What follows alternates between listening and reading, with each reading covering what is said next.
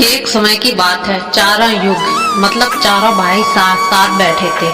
सतयुग, त्रेता युग, द्वापर युग और कलयुग। तभी वो विवाद करने लगे। सबसे पहले सतयुग बोला, अरे तुम सब भाई मुझसे छोटे हो, तुम मेरी बराबरी कैसे करने लगे। तभी यह बात त्रेता युग ने सुनी। कहने लगा, तुम सबसे बड़े कैसे हो सकते हो, सबसे बड़ा तो मैं हूँ, मैं ही सबसे सर्वश्रेष्ठ हूँ। तभी यह द्वापर युग ने सुनी और द्वापर युग बोल पड़ा, तुम दोनों कैसे सर्वश्रेष्ठ हो सकते हो, सबसे सर्वश्रेष्ठ तो मैं हूँ।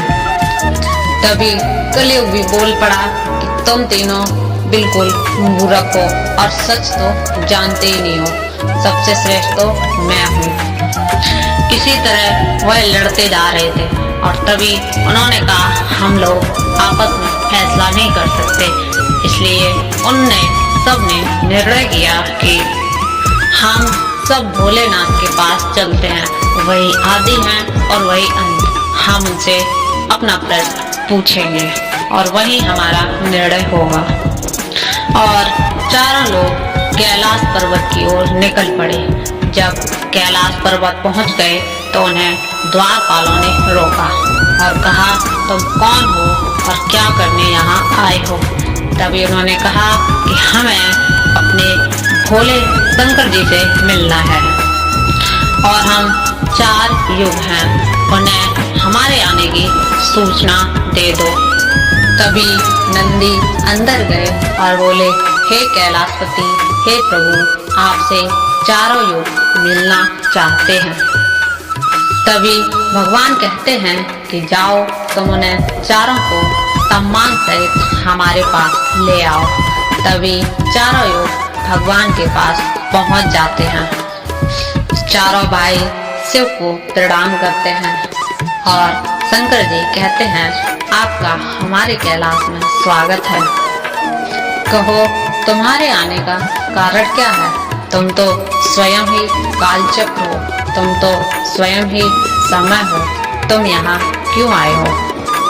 तभी चारों कहने लगे, हे सृष्टि के रचयिता, हे शंकर जी, हम चारों में विवाद खड़ा हो गया है, इसलिए हम आपके पास आए हैं।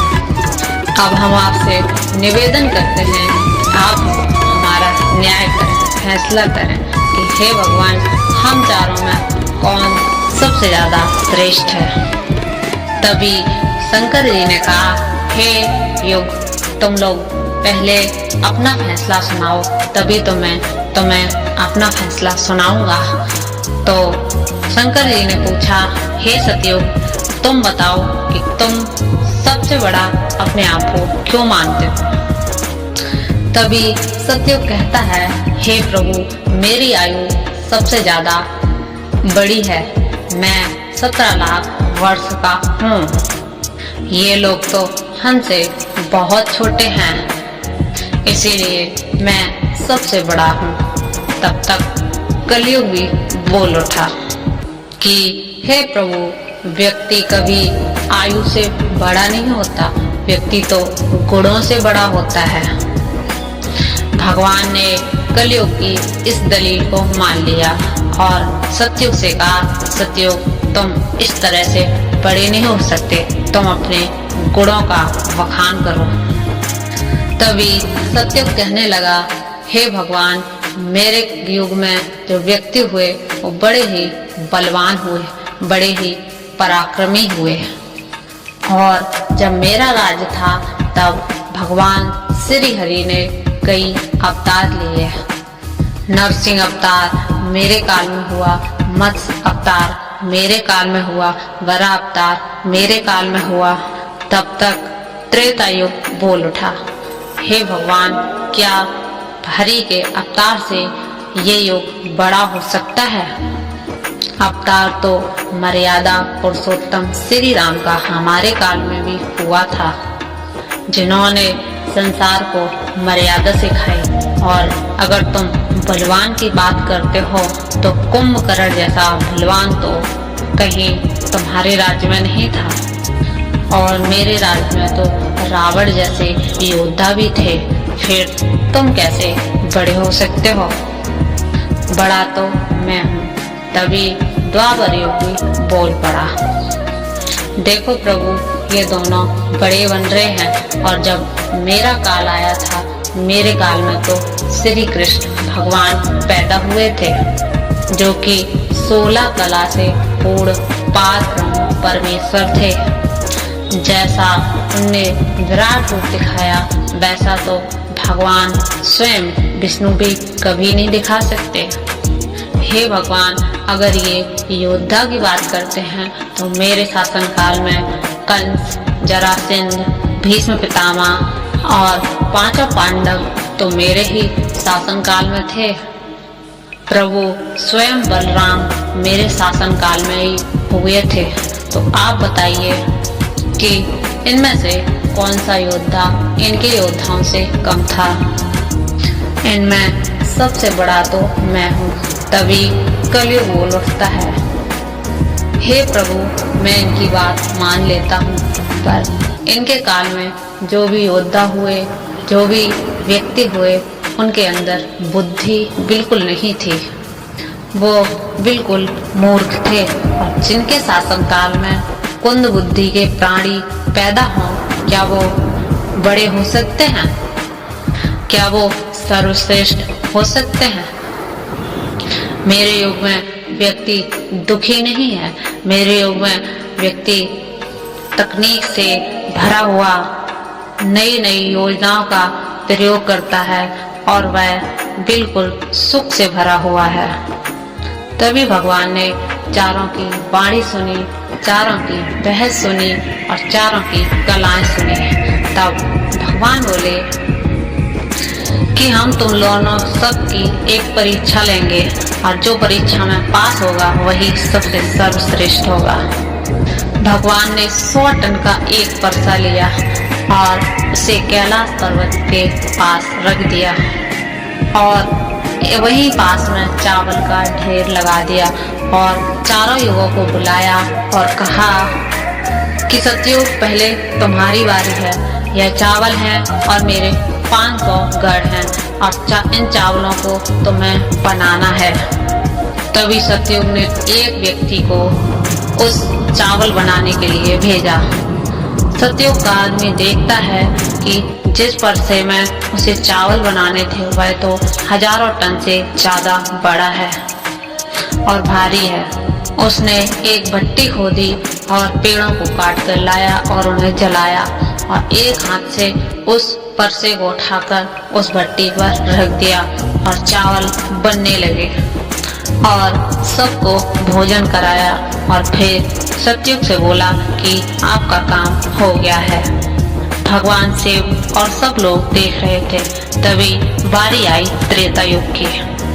त्रेता युग का आदमी आता है और उस परसे को उठाने में दोनों हाथों का इस्तेमाल करता है, और तब वो उस पे चावल पकाकर सभी को खिलाता है। फिर बारी आती है द्वापर युग की। द्वापर युग का व्यक्ति आता है और वैसा ही करता है, पर वह जब उस पात्र को उठाता है तो बहुत ही ताकत लगानी पड़ती है उसे, और बड़े मुश्किल से खींच खांच के वह उस पात्र को भट्टी पर रख पाता है। फिर बारी आती है कलयुग की। भगवान ने कहा, कलयुग, तुम सबसे छोटे हो और तुम कैसे इसको उठाओगे? अब तो मैं परीक्षा तो देनी ही पड़ेगी, क्योंकि तुम ये सब मानने को तैयार नहीं। तुम्हारे इंसानों की आयु तो सिर्फ 100 वर्ष है, जबकि सतयुग की आयु सतयुग के लोग 1 लाख वर्ष तक जीते हैं, और त्रेता युग के लोग 10,000 वर्ष जीते हैं, और वहीं द्वापर युग के लोग 1000 वर्ष तक जीते हैं। तुम्हारे यहाँ के लोगों की आयु तो सिर्फ 100 वर्ष है, और वो काफी छोटे भी हैं। तभी कलयुग कहता है, हे भगवान, आप मुझे निराश हताश मत कीजिए। परीक्षा तो सबको देनी है, हम भी परीक्षा अवश्य देंगे, और आप तो न्याय करता हैं, आप अपना न्याय कीजिए। सब लोग कलयुग की हालत को देखकर हंस रहे थे, द्वापर, त्रेता और सतयुग, और भगवान सोच रहे थे कैसे ये उठाएगा अपने इस पात्र को। कलयुग ने अपना एक व्यक्ति भेजा जो बहुत ही बुद्धिमान और विवेकशील था।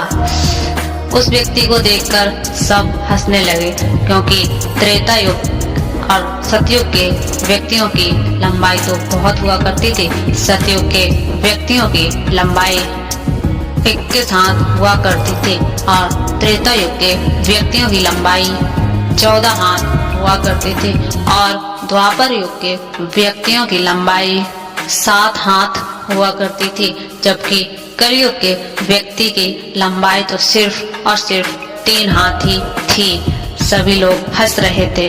परीक्षा शुरू हुई।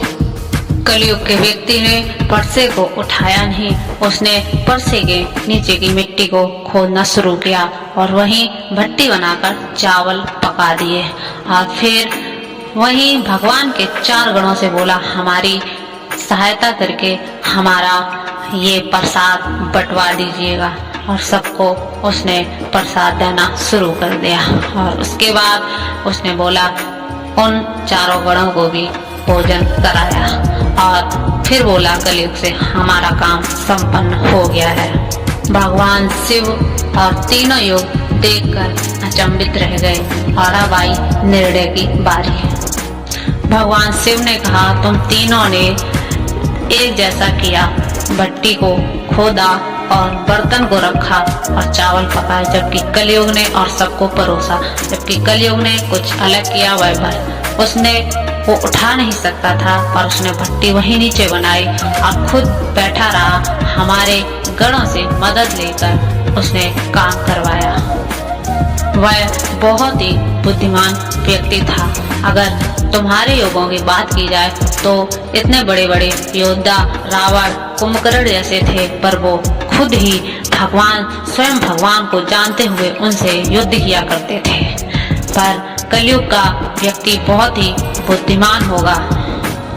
कलयुग, कली मतलब मशीन और युग मतलब युग, मशीनों का युग होगा। यहाँ मशीनें काम किया करेंगी और इंसान बहुत ही बुद्धिमान हुआ करेंगे।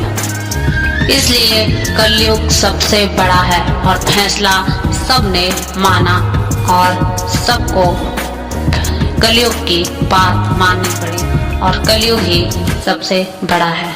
कैसी लगी आपको हमारी वीडियो?